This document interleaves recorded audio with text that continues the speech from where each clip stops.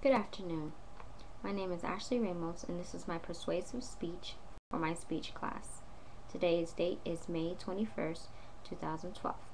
The topic is, what does it mean to set an example for your children or those around you?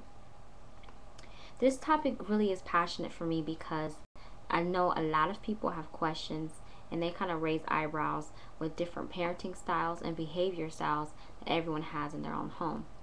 Have you ever wondered what it means to set an example or to live by example for your children or for those around you? Well, today we're going to talk about that. There's more than one different ways where we can set examples for our children or those around you. Outside of the parents, there are also other forms of leadership, such as mentors, pastors, daycare teachers, childhood teachers, as well as many other forms of leadership. It's not just on the parent alone of how we can set an example. In a recent study I conducted, at least 75% of parents or persons of leadership alike concluded that they set an example subconsciously, and that means without really thinking about it. While looking into my parenting style and others, I have learned that not everyone does everything the same exact way. Today I want to look at the difference between setting an example or living by example in a conscious way or in a subconscious way. So join me and try to open up your minds as we look at the differences of the two. There's a historic saying that we all hear: your actions speak louder than words, right? We all have heard that at least once or twice in our lives. This saying I will use to support the example of doing things in a conscious way. In other words, what I'm trying to say is you're always being aware of what it is that you're saying, what it is that you're doing, and how you're coming off or presenting yourself by say. A lot of times these choices in particular are habits that we pick up. So if you would like to see a habit change in someone's life around you, such as the way they speak, say they don't use their manners to say please or even thank you, what you might want to do is start incorporating that on purpose in a conscious way by saying please and thank you at the times that it's important and at the times when it's appropriate, right? It's not just those things. It may be major things such as eating habits. We may not eat correctly, so then some of that may rub off onto our children or anybody around us. So if we want to see changes in their lives, we must make a conscious effort to change our lives. If we don't want our children eating candy, we can't sit there and just start chowing down on candy in front of the child. If we don't want our children to eat junk food or say you can't drink your juice until after you're done eating, then we must live by an example and not drink our juice until after we're done eating too, even though we're adults. Because as I've learned from asking people around, most people, they look at what they can see. You may tell them one thing, but they're going to look at how you behave and how you act and then feed off of that. And that's going to tell them that, hey, their actions are speaking louder than words. Agreed? So that would be called making a conscious effort, being aware at all times. I mean, it's hard to constantly be aware of what you say, what your habits are, and what you're doing, especially when most of us are living in autopilot mode, if you will. In other words, we're doing things out of habit. We're saying things, we're walking a certain way, we're talking a certain way, we're behaving a certain way. Our lifestyle choices and our characteristics are on autopilot. We don't think nothing about it. It's subconsciously. It's just something that we do without much thought, right? So now that we have a little understanding of what it means to do things in a conscious way, let's take a little look at what it means to do things unconsciously or subconsciously, excuse me. Every person today gets molded into who they are from some form of example.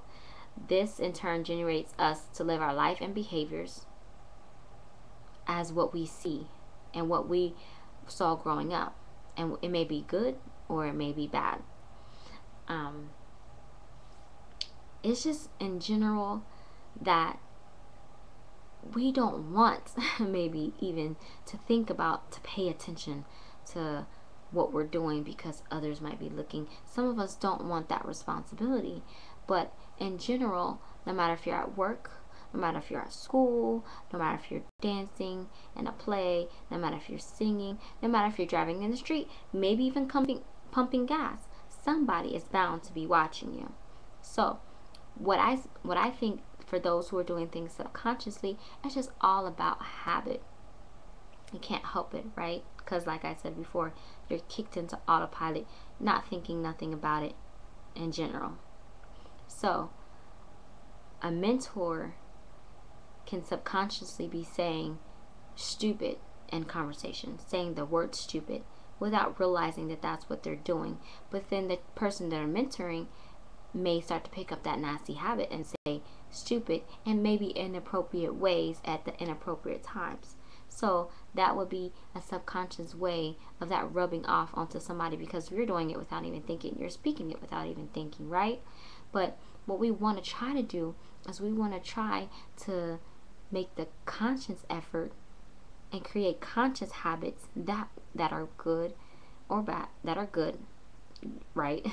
And we want to try to change those into subconscious habits. That way they're just generating in a natural flow, and we're not thinking about what we're doing. We're just doing things that whoever we want to rub off on in a positive way, that they're just going to pick that right up. Agreed? At the same time, what we want to try to do is incorporate our daily activities and our behavior styles. Let's take a look at our behavior styles.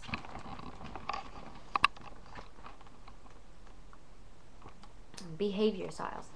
Many of us have quite a few different behavior styles. Some of us are controlling, and our characteristics mean we take charge, we're decisive, we're results focused. We have potential liabilities. In other words, we're impatient. We like things to go a little bit more faster or smoother than what they are. So we're generally a little bit more impatient than others may or may not be. Our characteristics are stimulating, we're inspirational. A lot of people who are controlling take charge, which can be a good thing, because sometimes you need someone to take charge of the situation.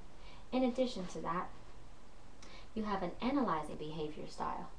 Those who are analyzing things, their characteristics usually are they're thorough about what they're saying, they're organized, and they bring the bottom line to reality.